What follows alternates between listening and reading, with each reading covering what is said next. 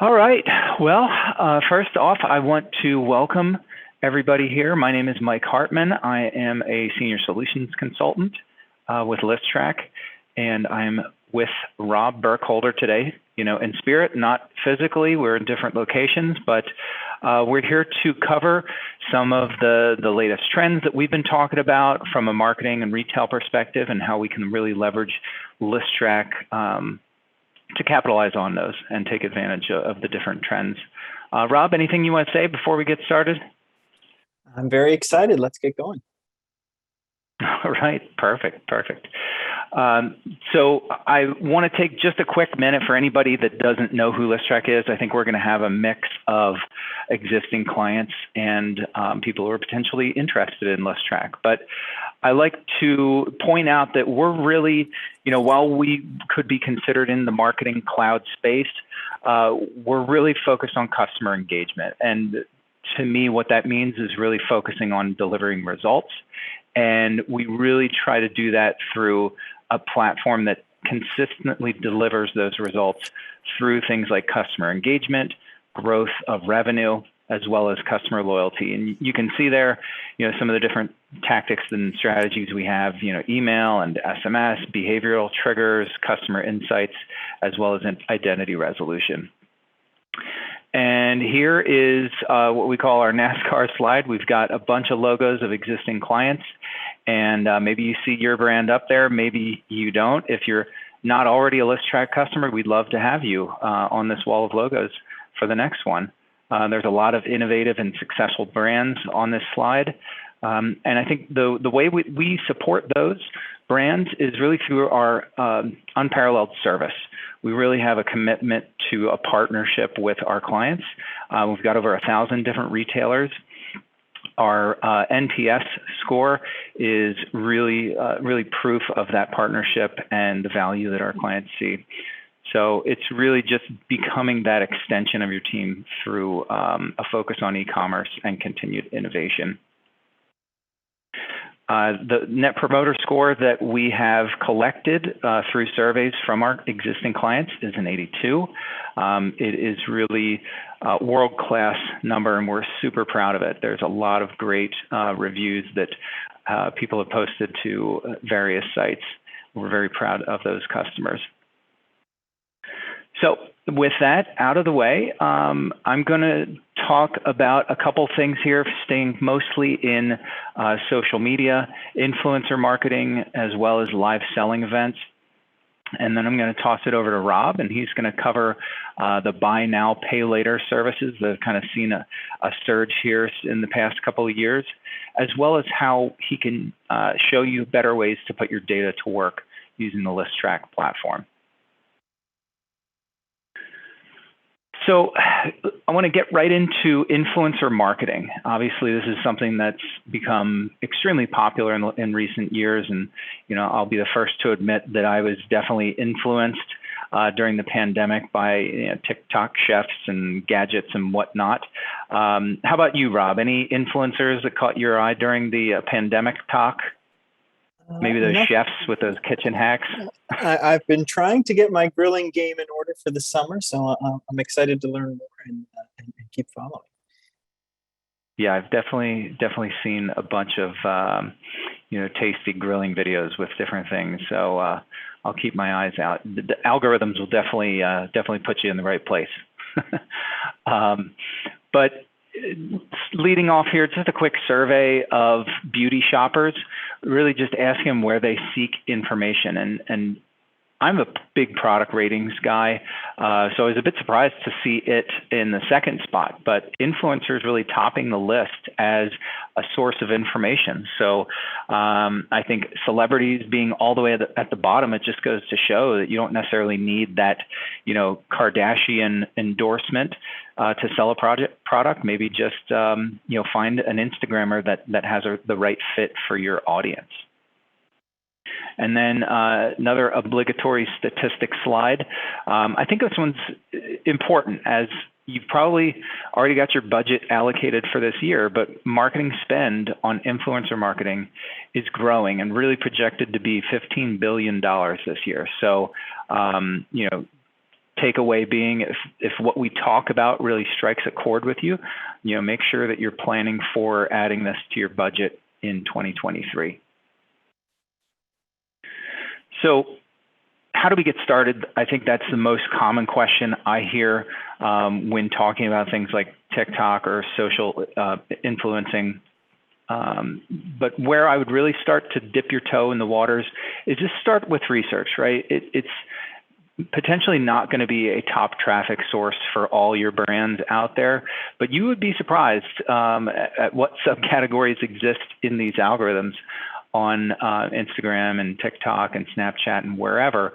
Beauty and cooking and fashion, typically the most obvious ones, but I definitely would also admit to being influenced. I've gone down rabbit holes. I ended up in woodworking TikTok not too long ago and saw some very interesting videos about woodworking. So, research your products like yours, on these networks, who's talking about them, and just kind of gather some information. And then next up, I think finding the right fit is important.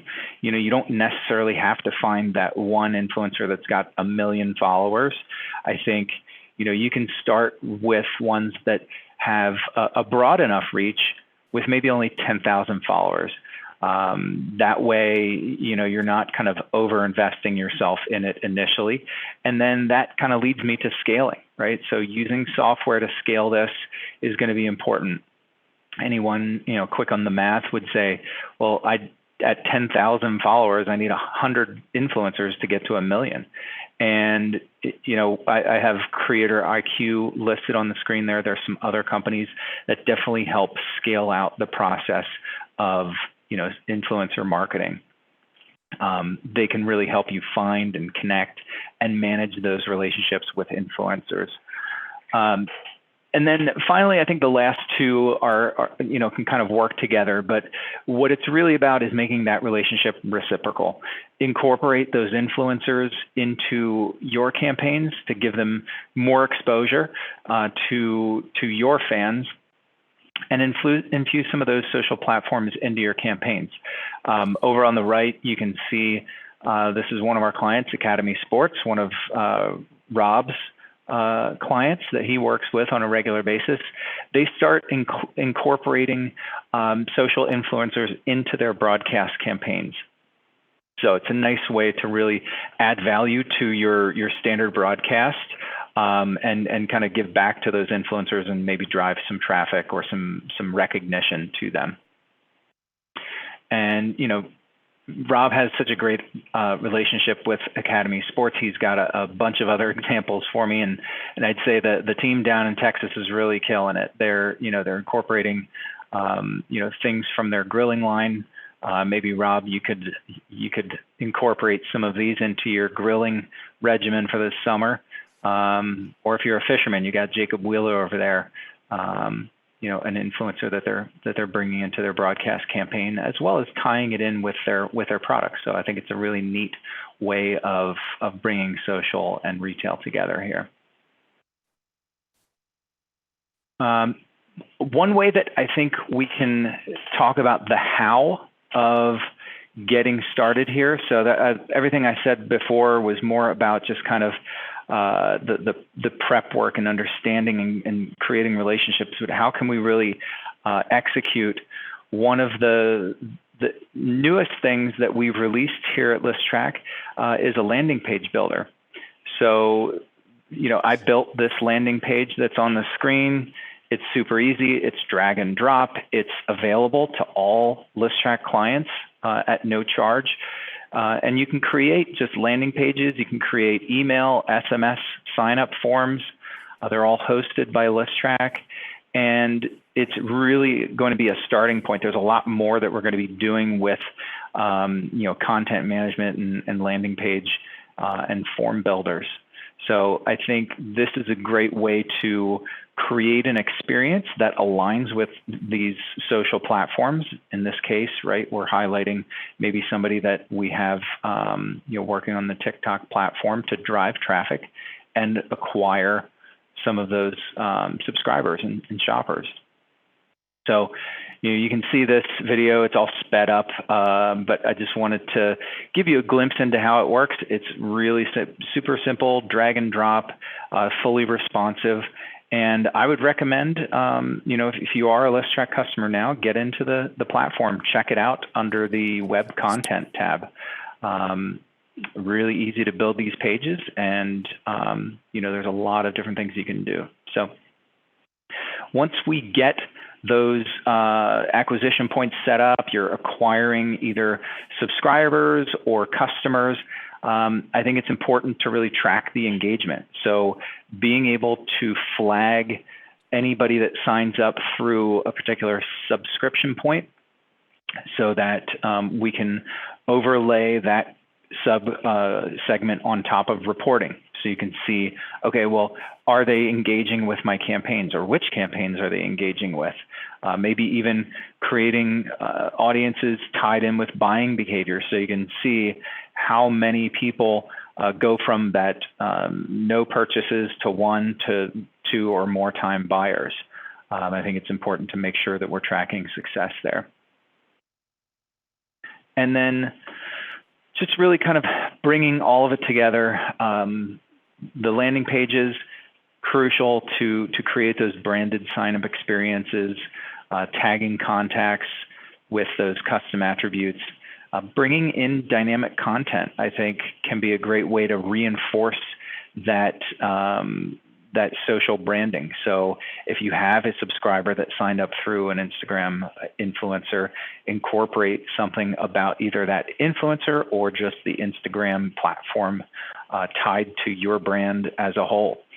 Converting, leveraging owned channels like email and SMS, so you can drive that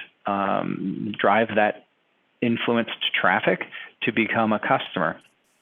Right, and then tracking the engagement of that over time. That way we can understand more about what to expect as a return from that as an advertising channel. Now I'm going to move over to live selling, another one from the world of social marketing, and just want to go quickly with an overview for anybody that's like, what is live selling?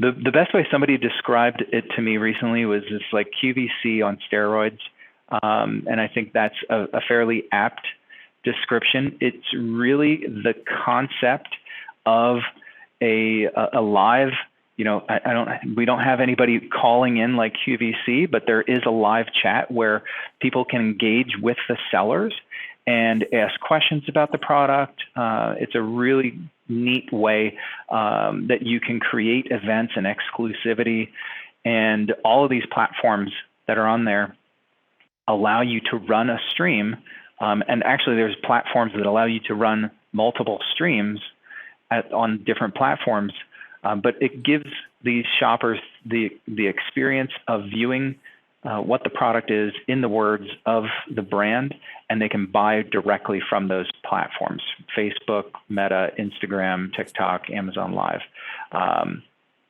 So really cool, unique, and great way of selling these days, and it's really picking up steam.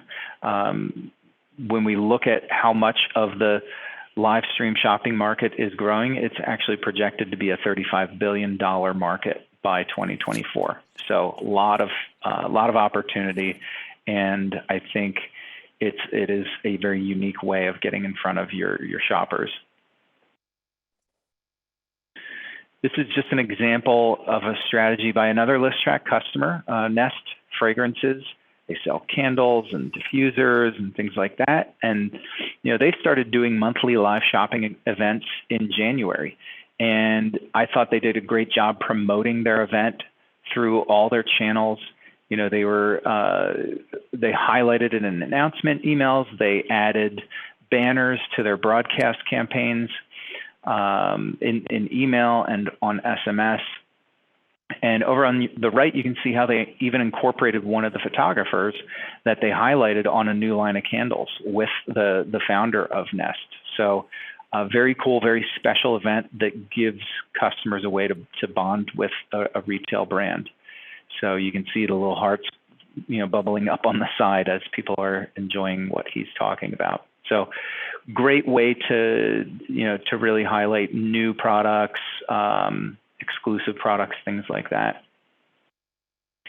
So bringing all of this together, similar to the influencer marketing, we want to track these new customers when they buy through a live shopping event. We want to make sure that they're either using a coupon or some sort of an order flag that we can get out of the e-com platform, and then leverage that in the ListTrack platform to segment and overlay against reporting. From a campaign perspective, as I talked about for Nest, you want to drive interest, announce the event, send special invitations, incorporate it onto your site, maybe build a landing page with that landing page editor I just talked about. And then as the event approaches, we want to send out reminders. We want to email and text everyone. I think SMS has really shown to be a great channel for timely and exclusive events. So make sure you're sending a text out an hour before you go live so you can really increase viewership and get the best value out of that event. And you don't have to stop after the event ends. I think following up after an event with a link to a video recording, maybe calling out the event that you just had in a broadcast and say, hey, in case you missed it, send them to the video link and build interest in future events. I think Nest is doing really well with setting up these on a monthly cadence, so the customers start to get used to these events happening on a regular basis. So I think promoting those upcoming events and highlighting your past events in a recorded form is a great way to bring it all together and incorporate across channels for the customer experience. So with that, I'm going to hand the reins over to Rob, and he's going to come in and talk about Buy Now, Pay Later.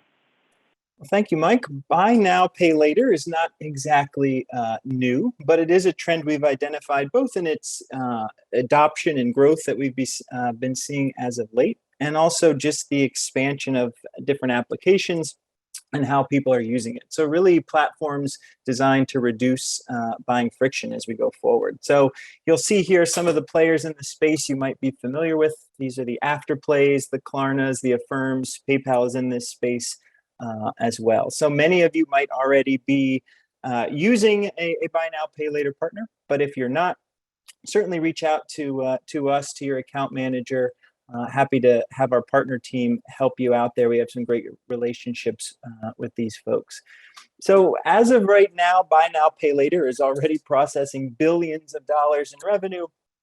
And thinking about it as a trend, we're seeing forecasts that it's expected to be in the trillions of dollars of revenue by 2030, which is not that far away. Traditionally, we would think of Buy Now, Pay Later as a financing option, but we're seeing it's a lot more than that.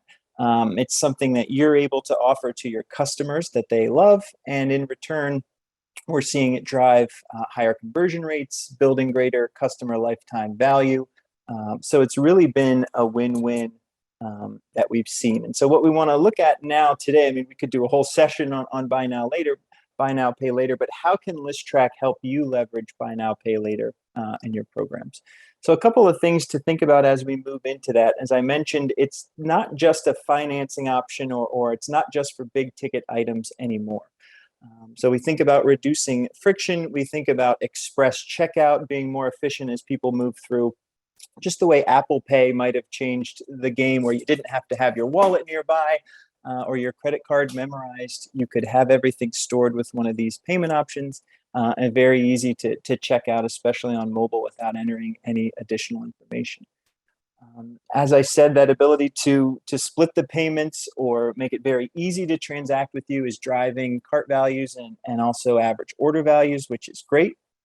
And we've also seen it used as a nudge or an excuse to be in front of someone that's maybe different than a discount or different than a coupon. Having the ability to use Buy Now, Pay Later be the thing that helps them click the email and convert on the site. The example you're looking at here from our friends at Avenue, they've think it's important enough that they've got it right in the header of almost every email that goes out, just letting folks know that they can shop now and pay later with Afterpay. So the next few slides, we'll look at some different ways that we can apply buy now, pay later, some different applications. So one, we want to signal it as a payment option. So whether that's in sort of your institutional messaging or your brand promise, as you see there, where it talks about what the free shipping threshold is, what you'll get if you share, some information about auto delivery. It's included right there with some on-brand language for this particular example. I'm looking at the top left there with Tula, shop now, glow now, pay later. That's appearing in their messages, just that you can use Afterpay. Another example of Afterpay as their buy now, pay later service appearing with all the other options that they accept for payment. So that would be in the footer of all those emails go out, just again listing it as a payment option. And then we have some other examples of Affirm in the footer of an email. And then Klarna and its interest-free installments being listed alongside some of those other express checkout options there. We also have seen success with the buy now, pay later talking around a specific item. So the example there, that good-looking pair of tights where it's doing the math for you. It's saying this particular product could be yours, not for the one payment of $98, but perhaps for the 4 payments of $24.50. So doing the math for you, highlighting a particular product, whether you consider $98 to be a big ticket item or not. On the right there, we have an example of a Traeger grill, which I would consider to be a big ticket item. If you don't have a Traeger grill, I personally endorse them. They're very good. And this is a screaming hot deal you could see there on a Traeger grill. So again, it's breaking down the payments, it's doing the math for you and listing out what your payment could be. In this example, very clear that it's Klarna with their sort of trademark pink color there, letting you know that this item could be yours for a lower payment than maybe you thought. We can also message, or Listrak can also message information about buy now, pay later in your product recommendations and in other merchandised product blocks. So here you see an example of some grills, which I would consider big ticket items, and you're badging each one of those with the payment that could be yours, the 4 payments that it could be today. And again, with that pink and saying Klarna, it's very clear that that's an option for you. On the right, another example, a little bit different, where it's not leaning into the pink, but it's saying very clearly that these products can be yours, and they can be yours for a smaller payment. So tying that specific information to the product as different products might populate the email as it goes out. And so on the next slide, we'll see how this actually might come together in Listrak product recommendations. So you have your email that goes out. It has your block of product recommendations. And then you can see it's actually just a little bit of code that we can drop into the merchandiser block that looks for, in this case, a price over a certain amount. If the price is over a certain amount, divide it by 4, and then place that value in the text that's announcing to people. So if this is something that's of interest to you, certainly reach out to us and we can help point you in the right direction to get this moving in your product recommendations. Lastly here, in terms of the different applications that we see buy now, pay later happening in is, as I mentioned, perhaps it's an incentive or you're using it in addition to a coupon code or perhaps in place of a coupon code. So imagine you have a shopping cart abandonment series that reminds someone maybe 3 times about what they've left in their cart. Instead of leading with, we'll give you X% off, you could lead with, oh, by the way, we have Afterpay or Klarna or Affirm or whatever service you're using. So in the example on the left here, this is an abandonment email that went out, shows the product, and then it's got the sort of language that's on brand, stack now, pay later, and it's just reminding them that if you wanted to resume your order, you could take advantage of buy now, pay later. Another example on the right, inviting you to finish checking out or return to your cart. And using the idea that you can pay over time with Klarna as the incentive, as the nudge, as the push that gets you back to the site without offering a coupon code or needing to discount at that point. All right, so putting it all together, we can introduce these payment options in your welcome series as new subscribers are coming in. So it's very clear that this is an option for them. not only to make it easy, but to make it more efficient. Continue to reinforce that flexibility in your broadcast campaigns. So whether it's a part of every email in the footer, or you're specifically calling out products that appear in that email, and how easy it is to use buy now, pay later. Continue to put call outs to buy now, pay later in your different abandonment triggers. I've seen that as helpful. And along those same lines, can you use the idea of buy now, pay later as an alternative to coupons? So to protect your margins, but still have a reason or an incentive for people to come back to the site and complete their purchase. And then finally, continue to think about buy now, pay later as more than a finance option. People are using it because it's easy. People are using it because they might not have a credit card. And we've also seen this ecosystem sort of develop around these in the apps. So we're also seeing it as a great source of referral traffic. So people are looking for deals. People are browsing, say, in the Klarna or the Afterpay app, and that's what's getting them actually to your site. So continue to think of it beyond just a financing option. All right. Sorry, Rob, got a little trigger happy with the slide advance there.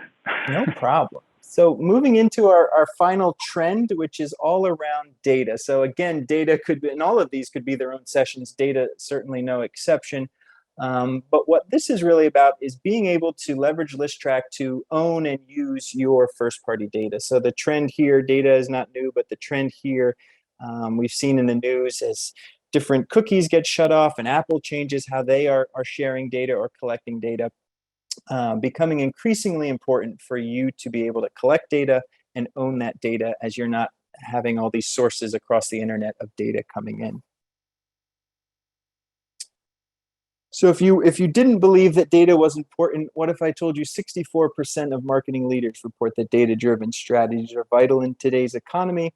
Another stat for you, 76% of marketing leaders base decisions on data analytics. So hopefully we're all aligned, we all agree that data is important, and you might be asking yourself, what are the rest of these people basing their decisions on? We don't know. I've known a few to base them on gut instinct, but you know, I'm a big fan of data as well, and I think you know, while you can't focus solely on data, it has to be a combination of, you know, your brain and the data, at least be data driven, right? Don't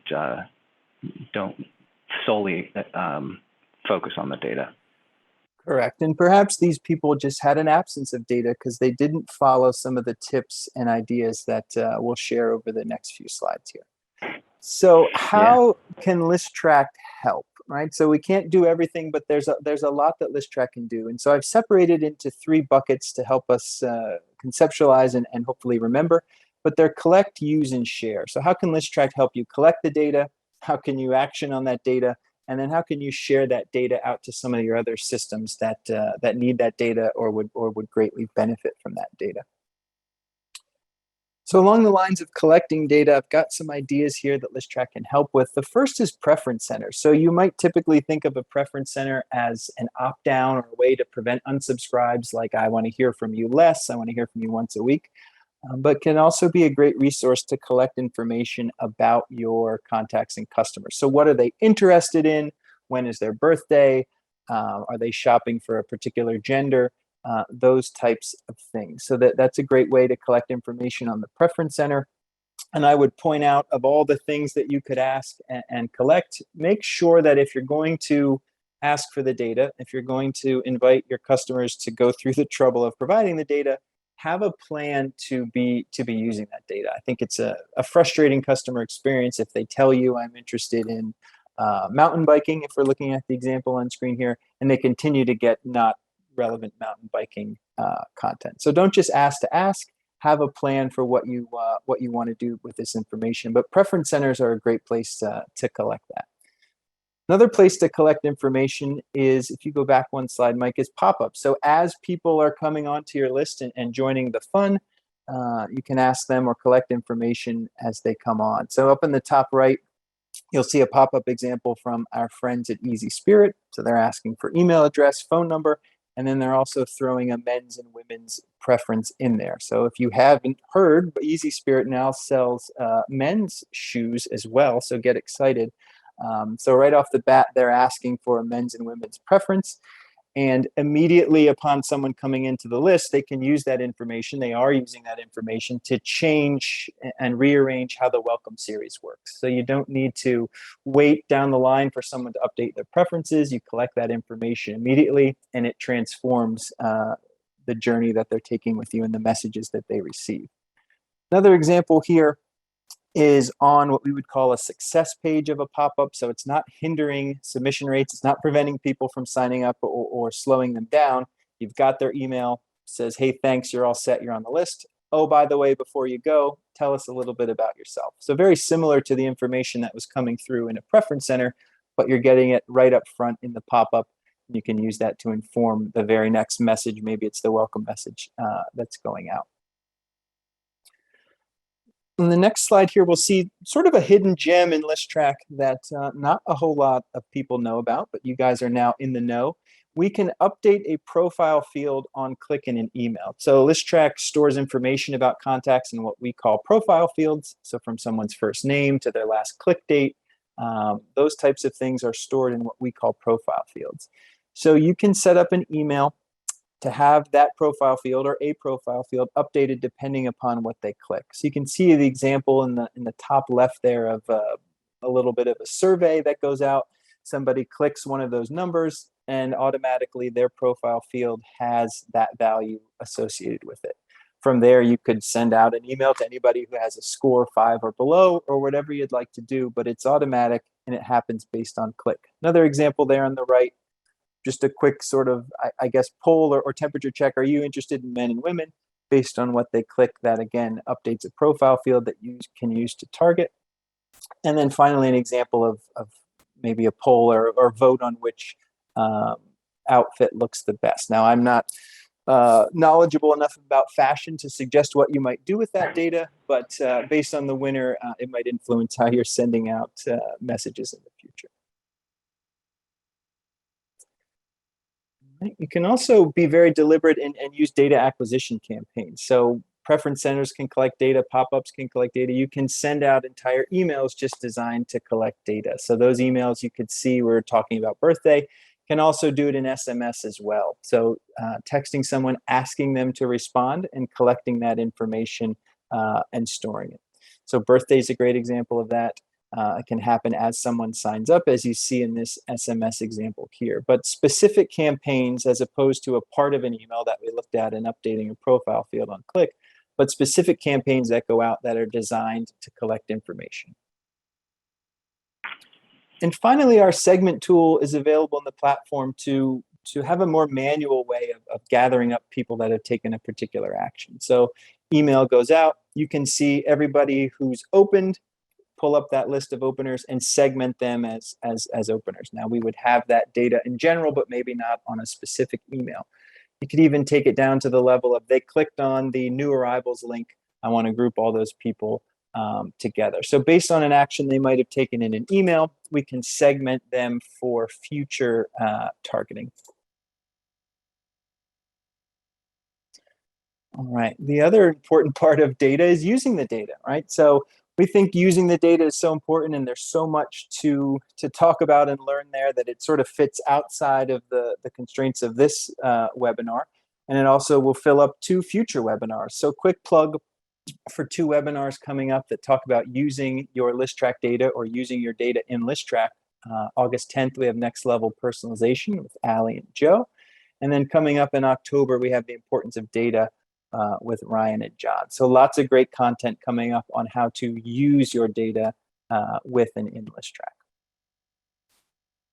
So finally, we understand and realize there's a world outside of Listrak, hard to believe, but we want you to be able to share all this great data you might be collecting in Listrak. So the first or one of the ways you can do that is with Listrak Exchange. So Listrak Exchange is an automated connection between Listrak and things like Facebook, Instagram, and Google AdWords, for example. So this could be an inclusive type thing where I know this person did X or has these attributes in Listrak. I want to serve them ads. or it could be exclusive, saying, okay, I know this person just bought yesterday or they bought this week, so I don't want to spend money showing them ads on Facebook as an example. So this can really automate that plumbing. Any list you have in ListTrack, any attributes you have in ListTrack can influence what you're doing in these other channels. Another way to share data is through our Journey Hub and the use of webhooks. So as a contact moves through a Journey Hub and takes different actions, different engagements, you can be collecting that data and then sending that back out to either your website or an app or perhaps Facebook. So some examples here: sending cart data to your app to send a push notification as a cart abandon reminder. You might be collecting different data from Journey Hub and sending that out to do some custom reporting on your side, or you could be triggering an alert in Facebook Messenger. So really a lot of customization there to think about as people move through the different Journey Hub flows. We can be sending that information out to other sources automatically through webhooks. And the last piece here around sharing data is our recurring exports. So if Exchange doesn't get the job done, if it can't be done through webhooks, you can always fall back to setting the parameters of a file and scheduling that to deliver to an FTP location of your choice. So recurring file exports, there's API connection options, lots of other ways to get this data out to your other systems that either need that data to report or would greatly benefit from that data to do their work smarter or more efficiently. And so with that, we thank you for your time. This concludes our webinar for today. Hope you had some fun and learned a little bit looking at the trends as we both see them in the industry and some of the trends that we hear most often asked about. So this recording will be available. We'll send this out for your further study and for sharing with all your friends and colleagues. So thank you very much and have a great day.